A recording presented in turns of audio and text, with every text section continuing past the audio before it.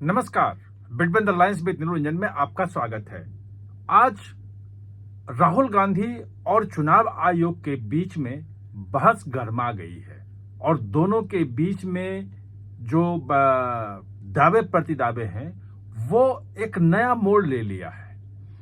चुनाव आयोग ने राहुल गांधी को बिल्कुल झूठा करार दे दिया है। आपको ध्यान होगा कि जब महादेवपुरा वाला पूरा खुलासा किया था राहुल गांधी ने कि कैसे वहां पे 1 लाख से ज्यादा जो है वोटर जो है फर्जी हैं और वोट की चोरी हुई है, तब चुनाव आयोग ने उसको मिसलीडिंग कहा था और ये कहा था कि आप एफिडेविट के साथ हमें शिकायत कीजिए और हम जांच करेंगे। खैर वो जांच हुई नहीं, एफिडेविट आया नहीं, वो अलग है। आज जो राहुल गांधी ने कहा कि आलंद में जो वोटों की चोरी हुई है और 6018 वोट जो है फर्जी तरीके से डिलीट किए गए हैं, उसको चुनाव आयोग ने बाकायदा सोशल मीडिया पे एक्स पे पोस्ट करके कहा कि ये इनकरेक्ट है।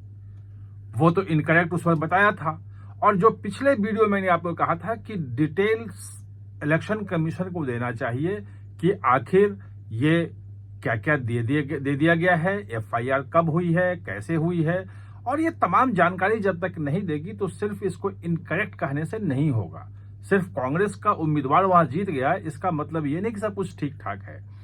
देर शाम में फिर चुनाव आयोग सामने आया और उसने बाकायदा डिटेल जानकारी दी और उसने बताया चुनाव आयोग ने। अब उसके बाद देखना है कि राहुल गांधी क्या कहते हैं और कांग्रेस उसका कैसे जवाब देती है, क्योंकि बिल्कुल क्लियर कट कर दिया चुनाव आयोग ने। चुनाव आयोग का कहना है कि दरअसल दिसंबर 2022 में आलंद में जो है वो वोट डिलीशन का आया रिक्वेस्ट और वो जो है लगभग वही 6018 आया और उसमें एनवीएसपी, वीएचए और गरुड़ा ऐप का, ये गरुड़ ऐप जो है इसका प्रयोग किया गया। और चूंकि इतनी बड़ी संख्या में आया तो खुद इलेक्शन कमीशन ने कहा कि ये गलत हो रहा है और जो इलेक्शन ऑफिसर्स हैं और बीएलओ हैं उन सबको कहा कि इसकी जांच करो। जो कहना है इलेक्शन कमीशन ने खुद ने कहा जांच करो और जांच में केवल 24 एप्लीकेशन जो है वो सही पाए गए, जिनका बाहर चले गए थे तो उनके नाम हटे, बाकी 5994 के नाम जो है एप्लीकेशन निरस्त कर दिए गए और उनका नाम वोटर लिस्ट में रहा, उन्होंने मतदान किया। यानी कि जो मैंने पहले बताया था उसकी चुनाव आयोग ने उसकी पुष्टि की। उसके बाद चुनाव आयोग ने कहा कि चुनाव आयोग ने ही जो है उसको एफआईआर करवाई थी 21/2/2023 को। खुद चुनाव आयोग ने इस पे एफआईआर करवाई कि ऐसे ऐसे एक गलत ढंग से डिलीट करने की कोशिश हुई है, तो पीपल्स रिप्रेजेंटेशन एक्ट और तमाम धाराओं के तहत उसमें फॉर्जरी और सब धाराओं के तहत एफआईआर दर्ज हुई।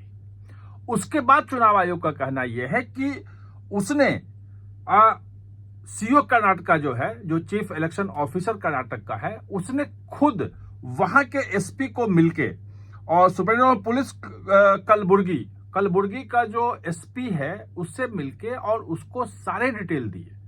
और डिटेल क्या क्या दिए, जो जो डिटेल की मांग कर रहे थे आज राहुल गांधी, चुनाव आयोग को कहना है कि वो सारा डिटेल हम दे चुके हैं और वो डिटेल दिया है उनको 6 सितंबर 2023 को, यानी कि 2 साल पहले सारा डिटेल वहां एसपी को दिया जा चुका है। और उस डिटेल में जो है वो ये है कि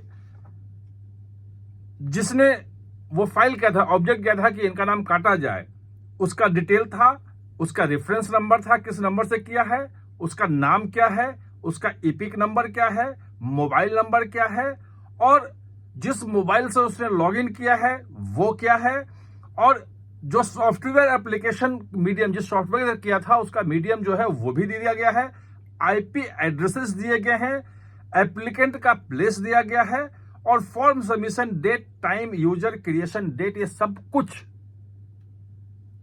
6 सितंबर 2023 को ये दिया जा चुका है। चुनाव आयोग का कहना है कि ये सब हम वहां दे चुके हैं, ये एसपी के पास है। यानी कि जो राहुल गांधी कह रहे थे कि हमें 7 दिन के अंदर ये दोनों तो देख लेंगे।